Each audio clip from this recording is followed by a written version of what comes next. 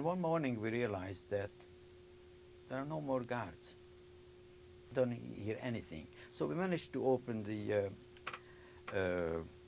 boxcar, and we found ourselves in the middle of nowhere, but down the valley we saw the first American convoy passing by.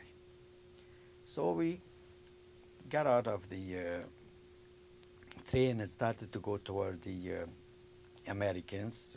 As we got closer, they were just looking at us, and they realized that we were hungry, so they threw some food. I remember getting a canned, they called it, I think, field ratio or something. I managed to open it up, and there was a piece of chocolate, some crackers, a chewing gum, which I didn't know what it was.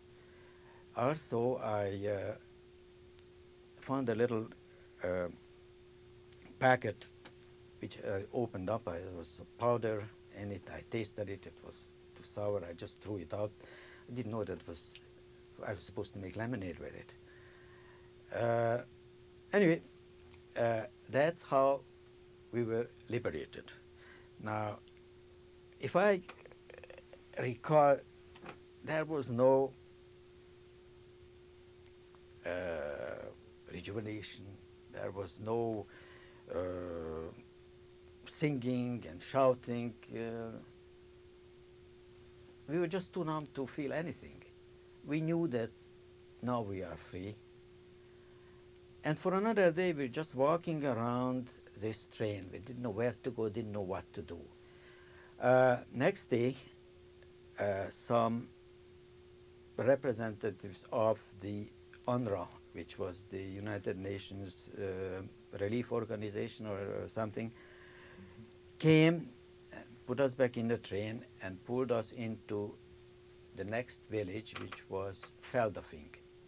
Someone came out from my birthplace and told me that my father is back. Now, it was a real surprise because he was 54 years old by then. So I started to go home. I found a train, and I went back to Sarospatak. As I mentioned before, only 164 came back from our community. And you have to visualize a community where 2 out of the 3 generations were missing. There were no children younger than 17, and my father was the oldest of 54. There were no grandparents, and very few intact families.